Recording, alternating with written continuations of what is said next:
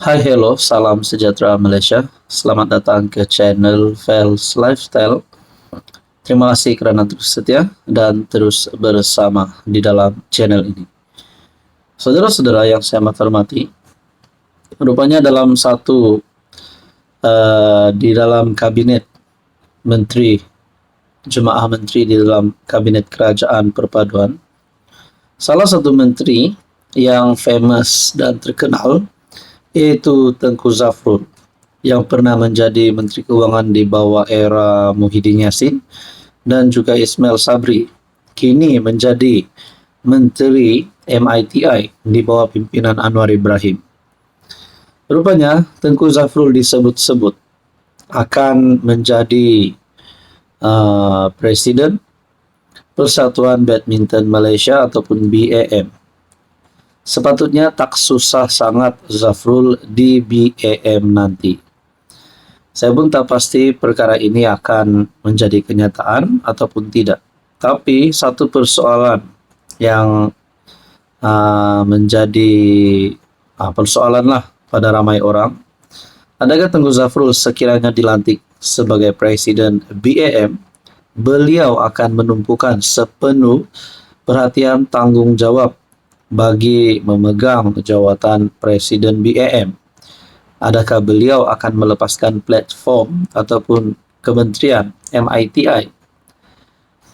Macam-macam pendapat atau pandangan disuarakan sejak pengumuman rasmi Tengku Zafrul Tengku Abdul Aziz dicalonkan menggalas jawatan Presiden Persatuan Badminton Malaysia.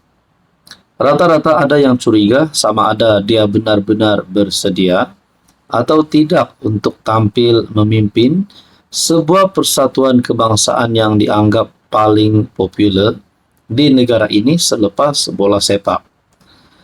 Popular di sini bermaksud cabang sukan yang lebih kerap menghasilkan kejayaan antara bangsa dan sentiasa mengangkat martabat negara di pentas dunia. Jadi apakah sebenarnya hujah-hujah yang dikeluarkan? Jika diteliti nampaknya ia lebih terarah kepada perdebatan mengenai ketiadaan pengalaman pada Zafrul dalam urusan pentadbiran membabitkan sebuah badan induk yang penting di negara ini.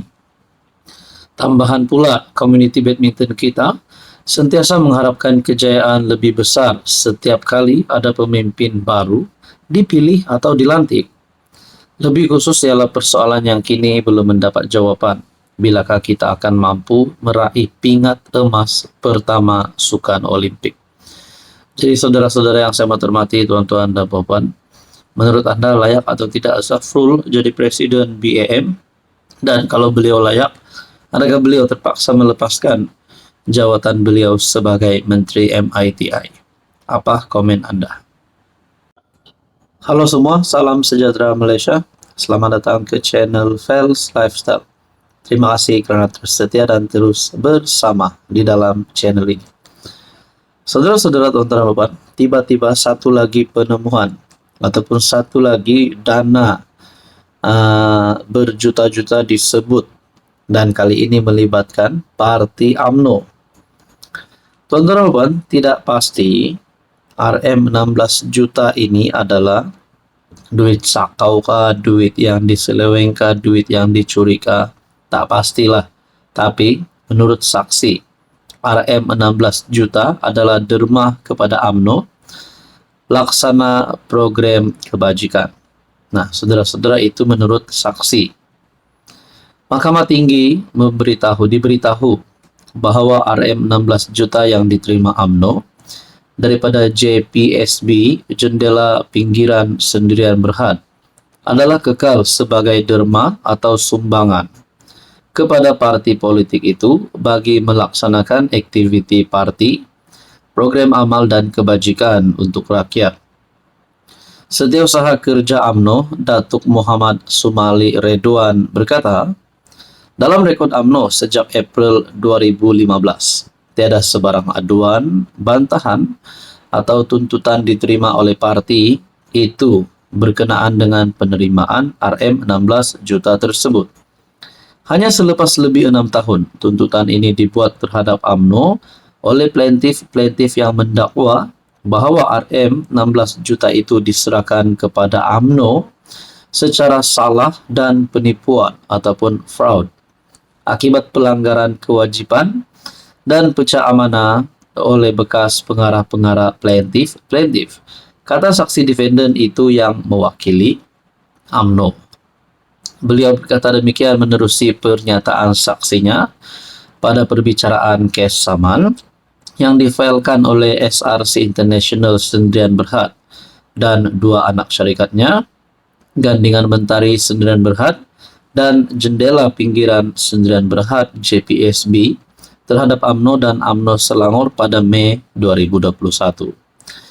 Saudara-saudara yang saya hormati, kalaulah RM 16 juta ini, perjalanan RM 16 juta ini kepada parti UMNO mempunyai salah laku, pecah amanah dan sebagainya, ataupun rasuah, adakah Anwar Ibrahim akan berdiam diri? Nah, itulah persoalannya. Kalau benarlah ini melibatkan penipuan ataupun fraud, adakah Anwar Ibrahim tidak akan membuang masa lagi, akan terus membuang UMNO, tidak bersama-sama dengan UMNO di dalam kerajaan, ataupun menghentikan kerjasama bersama dengan UMNO? Nah, ini menjadi persoalan dan pertanyaan saja. Saudara-saudara, menurut Anda, apa komen Anda? Hai, hello, salam sejahtera Malaysia. Selamat datang ke channel Fels Lifestyle. Terima kasih kerana terus setia dan terus bersama di dalam channel ini. Tuan-tuan dan puan-puan yang saya amat hormati, antara beberapa isu yang viral sebelum ini berkaitan dengan kebakaran, berkaitan dengan Abang Belon. Sebelum ini pun kita sudah berkali-kali dengar kes bully di sekolah. Nah, yang terbaru, kes bully MRSM yang menjadi salah satu berita paling viral setakat ini. Apa pandangan rakyat Malaysia terhadap kes bully di MRSM ini? Perkara ini sudah pasti akan menimbulkan satu kerisauan, perasaan tidak senang bagi kalangan ibu bapa, terutamanya di sekolah tersebut. Takut anak mereka terlibat dengan bully, tidak kisahlah sama ada dibuli atau pembuli. Tapi perkara ini perlu dibendung dengan segera. Akhirnya salah satu kepimpinan kerajaan telah mengambil keputusan yang amat tegas, dan satu keputusan yang bagi saya adalah satu keputusan yang amat relevan. Berkaitan dengan kes bully, kata Ashraf Wajdi Dusuki, jangan cuba nak rayu lagi. Pengerusi MARA Ashraf Wajdi Dusuki bertegas untuk tidak akan berkompromi atau menukar fikiran daripada saranan agar semua pelajar yang terlibat dengan kegiatan membuli disingkirkan dari institusi pendidikan agensi tersebut. Menurutnya, MARA tidak akan mengambil kira latar belakang pelajar terbabit untuk menetapkan hukuman jika terbukti melakukan kesalahan berat seperti membuli.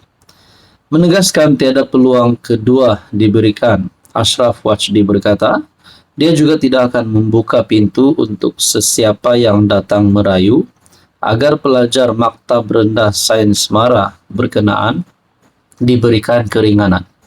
Tidak kira anak siapa, sekalipun Tan Sri, Datuk Hatta, anak orang berpengaruh macam mana sekalipun, jika terlibat dalam bully, tindakan tegas dan keras akan diambil. Tidak perlu cari jalan untuk bertemu saya bagi maksud merayu. Pejabat saya tidak sesekali melayani pelaku-pelaku yang melanggar prinsip kemanusiaan seperti ini. Terdahulu Ashraf Wajdi memaklumkan 7 pelajar MRSM Pulau Pinang terlibat dalam kes bully dan klip video itu tular, disyorkan agar ditamatkan pengajian di sekolah berkenaan. Katanya keputusan itu dibuat oleh Jawatan Kuasa Disiplin MRSM yang mendapati 2 pelajar terlibat bully fizikal dan 5 yang lain bersubahat. Saudara-saudara, berkaitan dengan isu ini, apa komen Anda?